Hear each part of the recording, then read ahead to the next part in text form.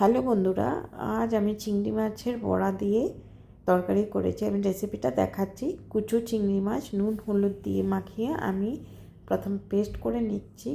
এতে পেস্ট করে নিয়েছি। অল্প বেসন নিয়েছি, একটা সিদ্ধ আলু ম্যাশ করে নিয়েছি। আমি এর মধ্যে দেবো একটু লঙ্কা গুঁড়ো, একটু একটু নুন, সামান্য নুন, তারপর হলুদ গুঁড়ো আর 1 চিমটি খাওয়া সোডা। সব ভালো মতো মিক্স করে এর মধ্যে চিংড়ির পেস্টটাও মিক্স করে দেব। আগে হাত দিয়ে এগুলোকে মিক্স করে নেব, পরে চিংড়ির পেস্টটা এর মধ্যে মিক্স করে নেব। তারপরে ওগুলো লেচি কেটে ছোট ছোট ডিপ ফ্রাই করে বড়া বানিয়ে নেব। চিংড়ির পেস্টগুলো আমি ঢেলে নেব। আর আমি মশলার জন্য একটু পেঁয়াজ রসুন আদা পেস্ট করব। ওই যেই জারে চিংড়ি পেস্ট করেছিলাম ওই জারেই আমি ওটা পেঁয়াজ রসুন আদাটা পেস্ট করেছি। এবার আমি বড়া বানাচ্ছি। তেল একটু একটু গরম হচ্ছে, আমি এখনই দিয়ে দেব। তেল আর বড়া একসাথেই হবে। চিংড়ি মাছের বড়া পট করে ভাঙে না, কোনো অসুবিধা নেই নাড়াচাড়া করতে। দেখো বড়াগুলো কি সুন্দর ফুলে ফুলে উঠেছে, ফ্লাপি হয়েছে, কেন কি আমি একটু খাওয়া সোডা দিয়ে দিয়েছি।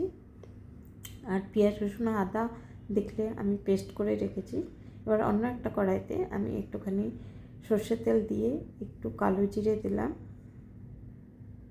আমি এবার পেঁয়াজ রসুন আদার পেস্টটা দিয়ে দেব। আমি একটু কষাবো, তারপর একটু সামান্য নুন দিয়ে দেব, একটু ভাজা ভাজা করব। এর মধ্যে এখন আমি একটা বাটিতে সামান্য জলে জিরে গুঁড়ো, ধনে গুঁড়ো, লঙ্কা গুঁড়ো, একটু হলুদ আর গরম মশলা সব গুলে রেখেছি, আমি দিয়ে দিলাম। গরম মশলা একটু, তোমাদের যদি ইচ্ছা না হয় গরম মশলাটা ইউজ না করলেও চলবে, কোনো অসুবিধা নেই। ওইদিকে মশলা কষানো হচ্ছে, এদিকে বড়া ভাজা হচ্ছে। এবার আমি নামিয়ে নেব। বড়াগুলো হয়ে গেছে, বেশ বড় বড় ফুলে গেছে।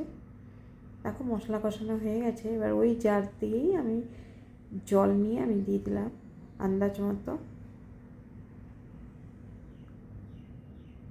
এবার আমার কাছে অল্প সামান্য ক্যাপসিকাম ছিল কাটা, আমি দিয়ে দিয়েছি। যারা ক্যাপসিকামের গন্ধ পছন্দ না করো দিও না। এবার আমার ঝোলটা ফুটে এসেছে, আমি সবগুলো বড়া আমি দিয়ে দিয়েছি। আর তো কিছু দেওয়ার নেই,